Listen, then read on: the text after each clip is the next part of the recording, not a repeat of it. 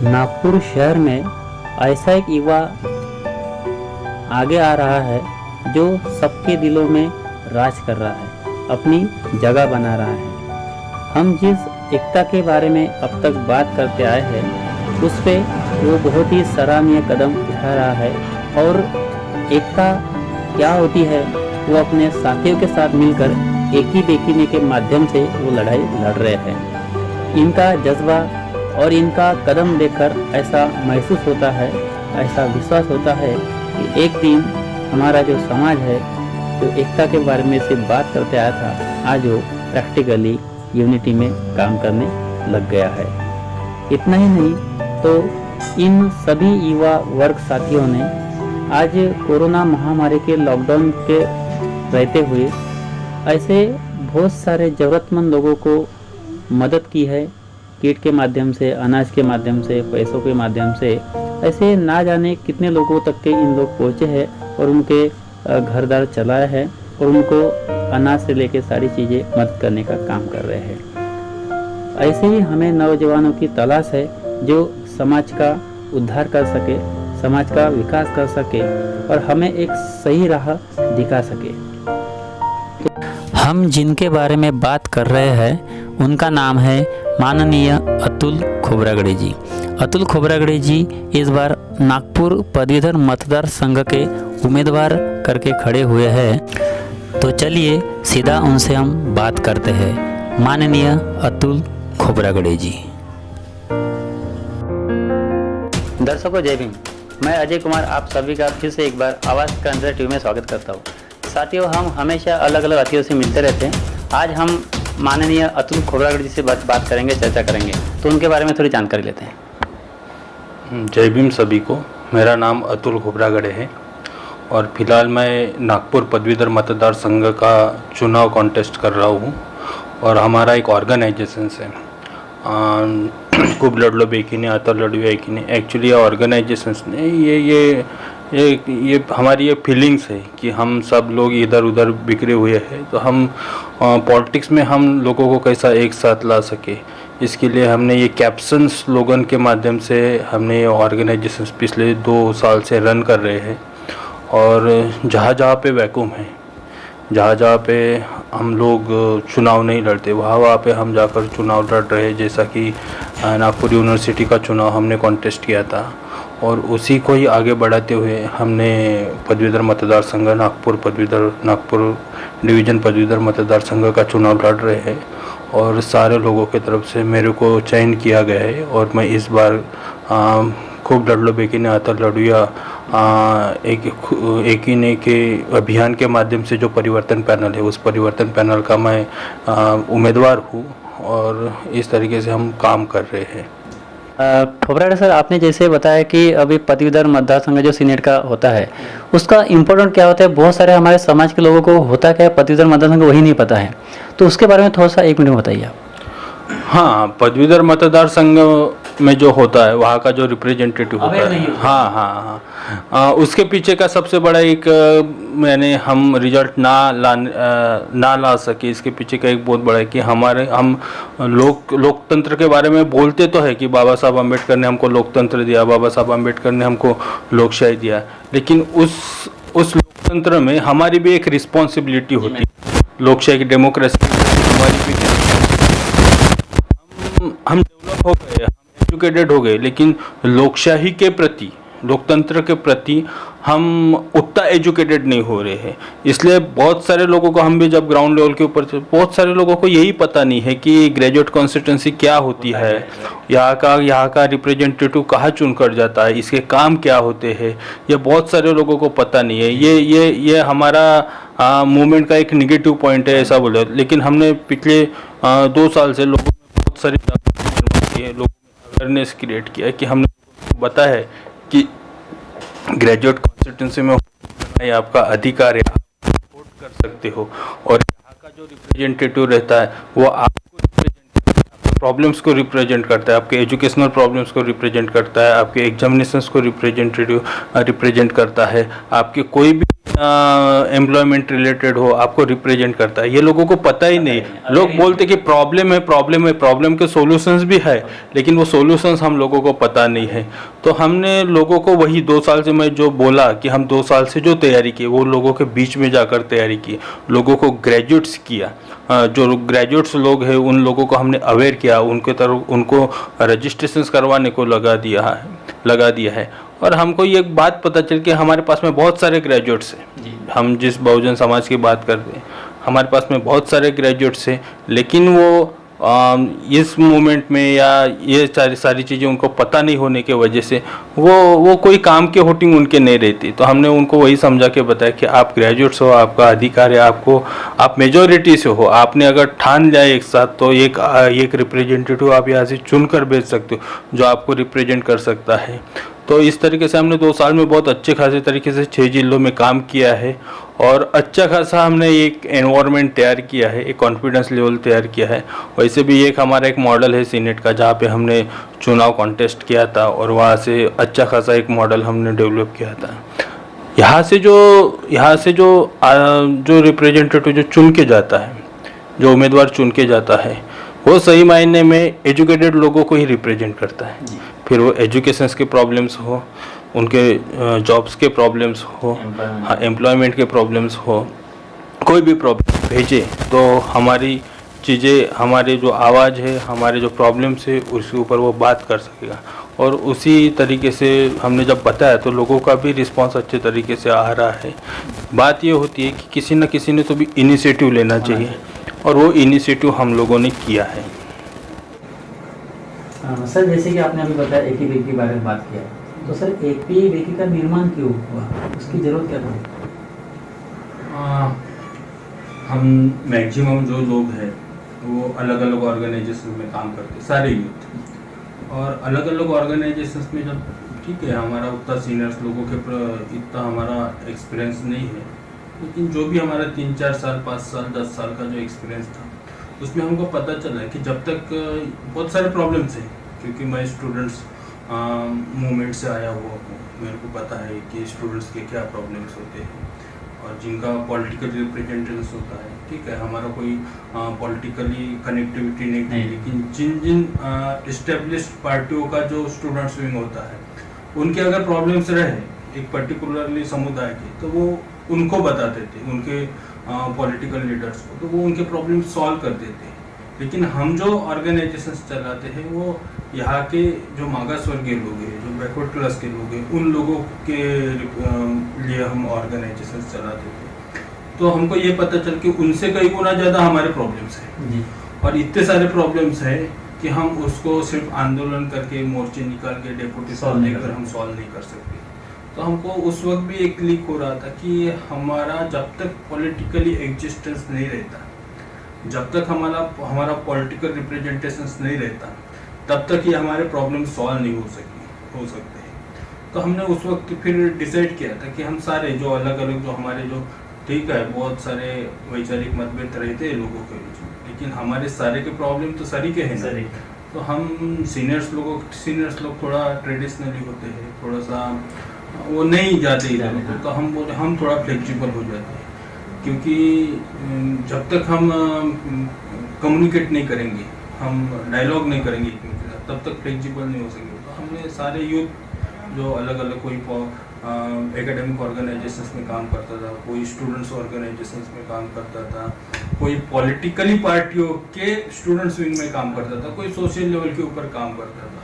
तो हम जब सारे 30, 35, 40 साल की उम्र के सब लड़के एक साथ आए और हमने देखा, हमने एनालाइज किया वो सारी चीज़ को, तो प्रॉब्लम्स इतने बड़े पैमाने पे बढ़ रहे हैं कि आज ही हमको इतने प्रॉब्लम दिख रहे हैं, तो आगे वाले जनरेशन्स को कितने प्रॉब्लम्स को फेस करना पड़ेगा, और उनको हम अगर सिक्योर लाइफ नहीं दे सकते हैं तो ये मूवमेंट में काम करने का कोई मतलब नहीं रहेगा।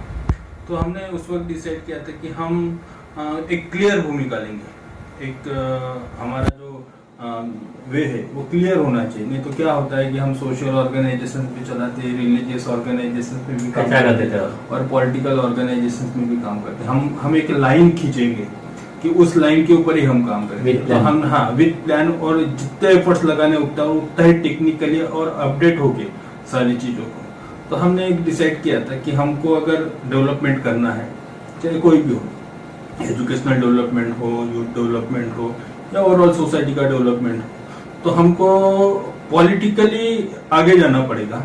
इसलिए हमने खूब लड़लो बेकीने आता लड़ो एकीनेच के नीचे में और एक टैगलाइन दिया है, वो मराठी में है, उस जिसका नाम है चळवळ परिवर्तनाची, राजकीय परिवर्तनाची। यानी ये पॉलिटिकली रिवॉल्यूशंस की मूवमेंट है। हमको हम कैसा राजनीति में कैसा नंबर को इम्पोर्टेंट होता है, तुम्हारे प्रोग्राम कितने लगे, तुम्हारे प्रोग्राम में कितने लोग आए, तुम्हारा मोर्चा कितना बड़ा था, ये कोई लेना मायने नहीं रखता। तुम्हारे बैलेट पेपर में कितने तुम्हारे वोट है, तुम्हारे नंबर कितने है, रिजल्ट, हाँ रिजल्ट क्या है, वो इम्पोर्टेंट रहता है। तो वो सारी चीजों को देखते हुए हमने एक लाइन खींच डाली कि हमको पॉलिटिकली रिवॉल्यूशंस के, पॉलिटिकली ही डेवलपमेंट के ऊपर हमको काम कर, और तब से हमने स्टार्ट किया था। और फॉर्चुनेटली हमको उस वक्त नागपुर यूनिवर्सिटी का एक इलेक्शंस मिला, सीनेट का जो इलेक्शन बोलते, जो नागपुर कोई भी स्टेट यूनिवर्सिटीज के मैनेजमेंट बॉडी रहती है, उसका इलेक्शन का। तो हमने डिसाइड किया कि आज ये तो वैक्यूम है अपने लिए, और अच्छा सा खासा वैक्यूम है, और यहाँ का वोटर्स कौन है, एजुकेटेड, जो एजुकेटेड जो क्लास है, जो एनालाइज करता है कि क्या सही है और क्या गलत है करके। तो इस वजह से ये अपने लिए अच्छी अपॉर्चुनिटी है, और हम उस चुनाव को कॉन्टेस्ट करने की हमने उस वक्त डिसाइड किया। तो हमने उस इलेक्शंस को कॉन्टेस्ट किया था। हमारे पास में लोगों का विश्वास नहीं था कि उन लोगों को अभी भी ऐसा लगता है ये बच्चे लोग हैं, ये यूथ हैं, ब्लैंक है, इनको कुछ भी नहीं मालूम। राजनीति में कितने दिन तुम रहे, इससे ज्यादा राजनीति में क्या किए, इसको ज्यादा इम्पोर्टेंट रहता है। ये माइंडसेट रहता है कोई लोगों का। तो हमने डिसाइड किया कि किसी के ऊपर अपने पास में जितने रिसोर्सेस है, अपन वॉलंटियर बेस के ऊपर क्या क्या कर सकते हैं। तब हमने उसकी शुरुआत की, और हम वॉलंटियर बेस के ऊपर सारे यूथ यानी सब एजुकेटेड, हमारे ग्रुप में इंजीनियर्स है, बैंकर्स है, अलग अलग फील्ड के लड़के हैं, मेडिकल के लड़के हैं, और सब ने अपने अपने एफर्ट्स लगाए कि क्या कर सकते हैं करके। और हमने उसकी शुरुआत की थी। और नागपुर यूनिवर्सिटी के सीनेट के इलेक्शंस में हमने अच्छा खासा परफॉर्मेंस किया, और इतना अच्छा खासा परफॉर्मेंस था कि 2 हमने सीनेटर्स चुन के लाए, और 4 सीनेटर्स हमारे फर्स्ट रनर अप थे। फर्स्ट अटेम्प्ट में इस तरीके का परफॉर्मेंस ये बहुत ही यानी सराहने लायक था कि लोग हमको बोल रहे थे कि इतना बड़ा चेंज कैसा किया। तो उस वक्त से हमारी थोड़ी सोसाइटी में क्रेडिबिलिटी भी बढ़ी लोगों के बीच में कि हाँ ये लड़के कुछ कर सकते हैं, करें। और दूसरी बात इम्पोर्टेंट ये है कि हमारा वहां से कॉन्फिडेंस लेवल बढ़ा, हमारा कॉन्फिडेंस लेवल बढ़ा, लोगों का अप्रोच अच्छा रहा, लोग हमारे पीछे ताकत से खड़े रहने लगे, इंक्लूडिंग इवन जो सीनियर्स लोग हैं। कभी कभी कैसा है कि लोगों को वो दिखाना पड़ता है, वो मॉडल सेट करके दिखाना पड़ेगा, तब कहीं जाके लोग एक्सेप्ट करते हो और आपके ऊपर विश्वास भी करते हैं। तो हमने वो मॉडल खड़ा करने के बाद में सब सीनियर्स लोग या अलग अलग और जो भी वेट एंड वॉच में थे यूथ की ये सही में अच्छा कर रहे हैं, तो जब उनको सारी चीजें दिखी तब और सारा का सारा एफर्ट्स हमारे पीछे लगा और हमारा ऑर्गेनाइजेशन बढ़ा। तब फिर हमने डिसाइड किया था कि अब हमको इस मूवमेंट को कैरी फॉरवर्ड करना है, आगे बढ़ाना है। लोग हमेशा बोलते हैं कि ये भी ऑर्गेनाइजेशन वो भी ऑर्गेनाइजेशन, और इस चीज को ध्यान में रखते हुए हमने डिसाइड किया कि खूब लड़ो बेकी ने आता लड़ो एक ही नेच, ये कोई ऑर्गेनाइजेशन नहीं है, ये कैप्शंस लोग नहीं, लोगों को फील होना चाहिए कि हाँ हमारा प्रॉब्लम ऐसे है, तो हमको एक साथ आकर हमको चुनाव लड़ना पड़ेगा, तब कहीं जाके हम एक सक्सेस पा सकते हैं। और वो हमने सीनेट के इलेक्शंस में दिखा और तब से लेके हम शांत नहीं बैठे। ऐसा होता है कि चुनाव जब आता है तभी लोग वो मैदान में खड़े हो जाते और कूदते। ये ग्रेजुएट कॉन्स्टिट्यूंसी का डिसाइड हमने 2 साल पहले किया था कि हम ग्रेजुएट कॉन्स्टिट्यूंसी का इलेक्शन कॉन्टेस्ट करेंगे और उसके लिए अभी से हम लोगों में अवेयरनेस क्रिएट करेंगे, क्योंकि ग्रेजुएट कॉन्स्टिट्यूंसी के बारे में बहुत सारे लोगों में अवेयरनेस नहीं, लोगों को ये भी नहीं पता है कि ग्रेजुएट कॉन्स्टिट्यूंसी नाम की कोई कॉन्स्टिट्यूंसी होती है करके। लोगों को सारी असेंबली ही पता होती है, काउंसिल क्या होता है ये भी लोगों को नहीं पता। तो हमने अच्छे खासे पैमाने के ऊपर लोगों में लोगों में और एजुकेटेड लोगों में हमने ये अवेयरनेस किया कि ग्रेजुएट कॉन्स्टिट्यूंसी एक कॉन्स्टिट्यूंसी होती है। यहाँ से चुनकर आने वाला आदमी एक काउंसिल में, जो लेजिस्लेचर काउंसिल में जाता है और वो एजुकेटेड लोगों को रिप्रेजेंट करता है। तो ये अच्छे खासे पैमाने से तब कहीं जाके एक एनवायरनमेंट तैयार हो गया। और पिछले 2 साल से हम कंसिस्टेंटली 6 जिलों में काम कर रहे हैं और अच्छे खासे तरीके से हमने वो नेटवर्क तैयार किया है। वो सारे एजुकेटेड लोगों को हमने चैनलाइज किया है और आज हम ग्रेजुएट कॉन्स्टिट्यूंसी के चुनाव के लिए तैयार है और अच्छे खासे स्ट्रांगली तैयार है हम। और अच्छे खासे पैमाने के ऊपर सारे लोग सब यूथ है वो सपोर्ट कर रहे हैं, वो अपने अपने लेवल के ऊपर काम कर रहे हैं, वॉलंटियर बेसिस के ऊपर काम कर रहे हैं। सीनियर्स लोग हमको बैकअप दे रहे हैं, तो सीनियर्स लोग हर एक तरीके से हमारी मदद कर रहे हैं। तो हमारा जो कॉन्फिडेंस लेवल है वो और ज्यादा पैमाने पे, क्योंकि कैसा होता है कि कॉम्पिटिशन्स में कॉन्फिडेंस लेवल होना जरूरी बहुत इम्पोर्टेंट है, बहुत इम्पोर्टेंट होता है। तो वही कॉन्फिडेंस लेवल हमारा बहुत अच्छा खासा पैमाने के ऊपर बढ़ गया है और हम सारे यूथ अभी कोई भी वक्त में अगर ये ग्रेजुएट कॉन्स्टिट्यूंसी का चुनाव होता है तो उसके लिए हम रेडी है और अच्छे खासे पैमाने के ऊपर इसकी हमने तैयारी करके स्ट्रांगली खड़े हैं। दर्शकों, ये बहुत ही सराहनीय कदम इन यंग जनरेशन ने उठाया है और हम सभी ने इनका अच्छे से साथ देना चाहिए। इस तरह से आगे हमारी चर्चा शुरू होती रहेंगी। रखा है कि अब यूथ के प्रॉब्लम से तो यूथ ही जाएगा और इसलिए मुझे यहाँ पे एज ए यूथ करके मेरे को यहाँ पे चयन किया गया है। और मैं आपको क्योंकि मैं स्टूडेंट्स ऑर्गेनाइजेशन से आया हुआ हूँ, मेरे को एजुकेशनल प्रॉब्लम्स पता है, आज के यूथ के प्रॉब्लम्स पता है, वो सोशल जो स्ट्रक्चर्स है उसके बारे में पता है। तो मैं आपको यही सभी एजुकेटेड लोगों को मैं विनती करता हूँ कि हमारे देश में कल्चर होता है, जात धर्म पंथ ये कोई मायने नहीं रखता, हम इसमें ही सुलझे हुए हैं, हमको यहाँ से बाहर। सर, आपने जैसे अभी बोले कि पदवीधर मतदार संघ के आप उम्मीदवार हो, तो इस बारे में लोगों को क्या आह्वान करना चाहेंगे? मैं मैं तो अभी इस कॉन्स्टिट्यूंसी में खड़ा हूँ, इसलिए मैं इसी कॉन्स्टिट्यूंसी के लोगों को मैं नागपुर डिवीजन के लोगों को अपील करूँगा। मैं ये अपील करूँगा कि जब तक हमारा पॉलिटिकली रिप्रेजेंटेशन नहीं रहेगा तब तक हमारा डेवलपमेंट नहीं होगा। आज ऐसी स्थिति है कि हम जब हमारी उम्र में जब फर्स्ट स्टैंडर्ड में जाते थे तो हमारे माँ बाप को ये चिंता नहीं रहती थी कि इसको किस स्कूल में डाला जाए करके।